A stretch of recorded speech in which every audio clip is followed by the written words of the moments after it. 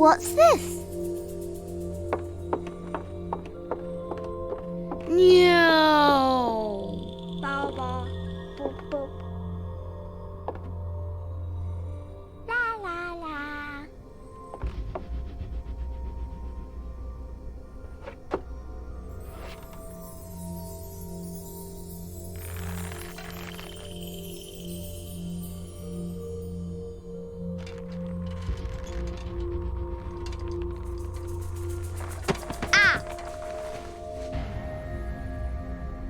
Ooh.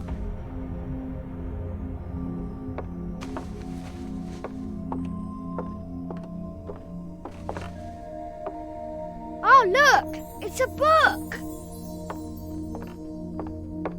Maybe it's a book about pirates with a treasure map. No, I don't think so. I wish that I had seen through all your lies. Oh, start from the beginning, not the middle. And so I decided to pick up my pen to relate the most disturbing episode of my life thus far. It all began early one morning in 1898, when Sherlock Holmes invited me to accompany him on a visit to the Marquis of Conyngham.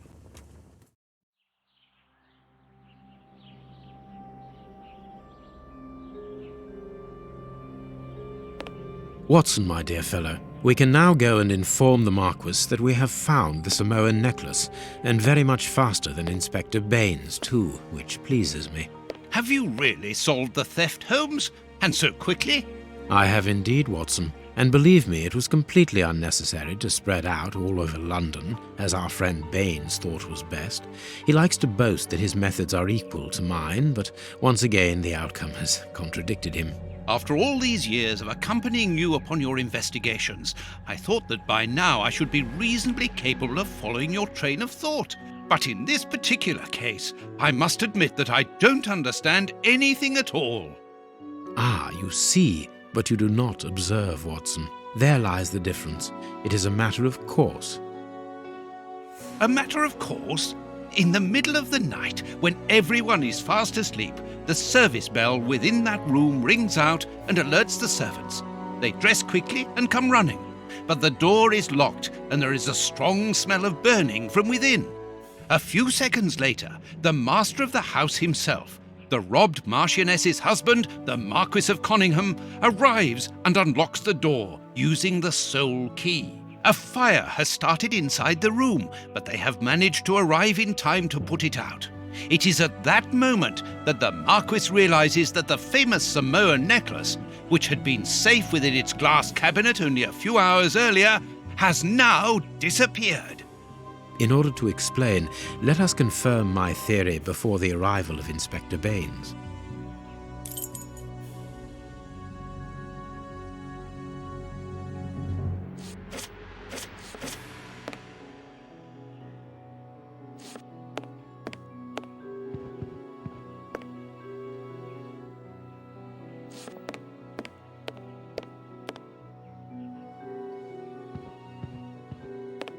This window was cut with a diamond, a clean, discreet piece of work. This is where the necklace was. See how tiny the hole is, and not one fingerprint upon the window.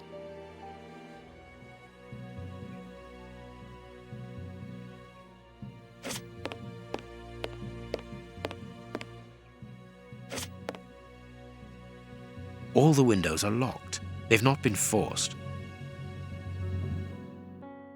A mark undoubtedly made by a diamond. Someone tried to cut the glass, but he was interrupted. Therefore, the thief tried to escape through the window, but he was interrupted.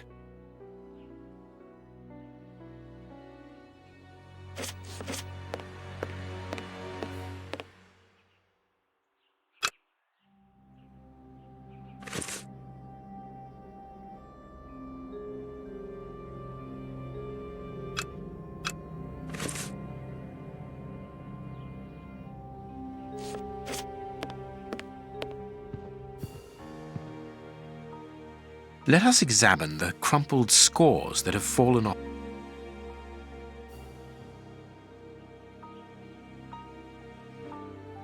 Let us examine the crumpled scores that have fallen off the piano.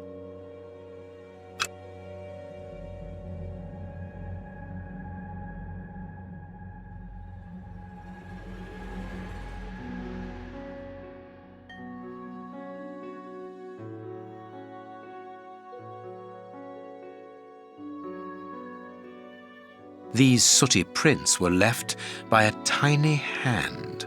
I don't understand why these music scores are covered with soot.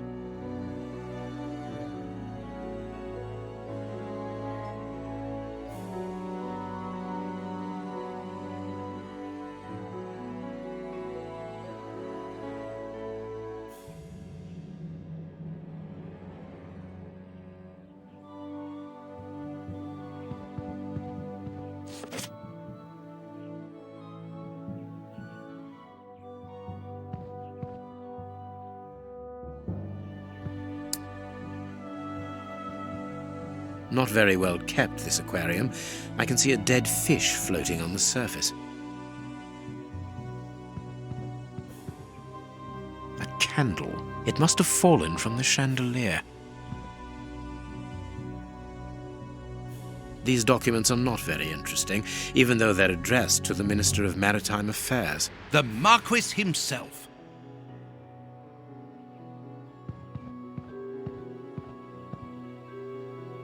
This draft screen makes an ideal hiding place. As the theft was committed at night, I conclude that the thief hid himself behind the draft screen and waited until he was alone in the room. When the servants arrived at the door, having been alerted by the bell, they saw evidence of the theft and the fire, but they didn't see the thief. This door is very hard to force. The Marquis is the only person to have the key. The thief could not get out through here until eventually, when the door was opened by the servants. What do you think, Holmes? Let us search the room before the police get here. We might throw some light onto all this. What do you think, Holmes? Let us search the room before the police get here. We might throw some light onto all this. Footprints. You are not going to get on your knees to examine them. There is no need. It is soot. The servants must have trodden in it while they were putting out the fire. Heading towards his chosen escape route, probably the window, the thief knocked over the stool, which then caught fire. But why didn't he try to put the fire out at once?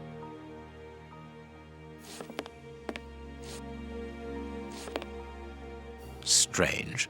There are some objects here that have been knocked over.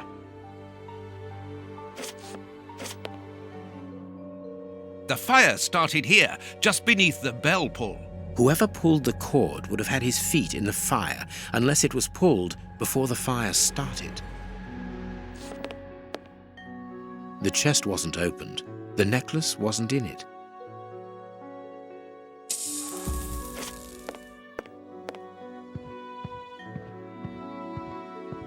Strange. There aren't any prints. Yet I'm sure that the thief hid here. Ah, Mr. Holmes. You're already here. Good morning, Inspector. You've arrived just in time. Scotland Yard arrives like the cavalry, always in the nick of time. Ah, but I know that satisfied expression, Mr. Holmes. Have you already solved the case? It's possible.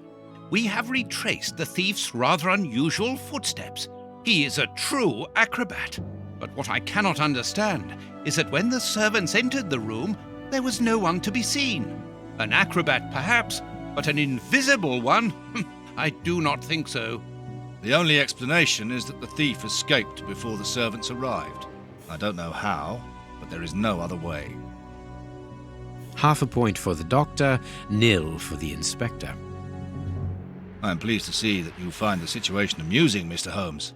Very well then, explain. Dr. Watson was correct when he mentioned acrobatics, but he is mistaken about the nature of the acrobat. As for you, Baines, you're quite incorrect, as the thief was in the room when the servants entered. Explain, for heaven's sake, Mr. Holmes. Watson, how could a thief be missed in the middle of 8 men? I don't know. Because he is very small?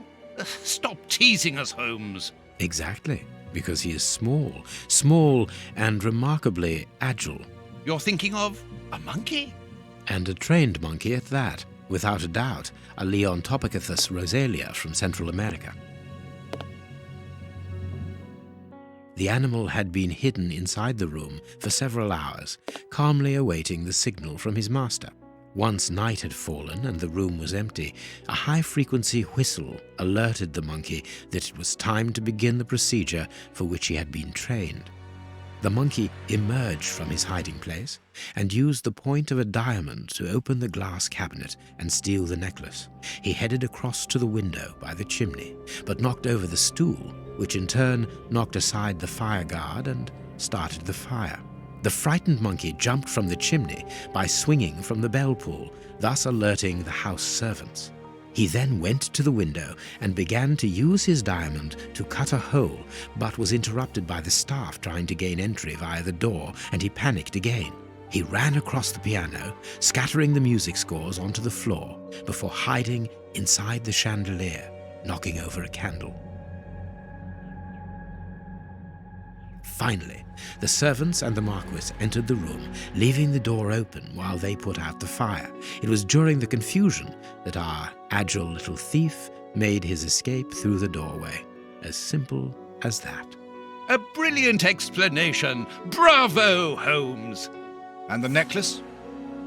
I can see it from here, my friends. It's right in front of us. We have searched the room from top to bottom, Holmes. How were we unable to find it? Because we paid insufficient attention to the only victim of this affair. What victim? No one is dead? Yes, Watson, a poor goldfish whose destiny was to die, crushed by one of the most precious necklaces in England. The aquarium is just beneath the chandelier, I understand. The little monkey had likely hung the necklace around its neck and lost it when he leapt from the chandelier. The jewels fell into the aquarium, where they remain now.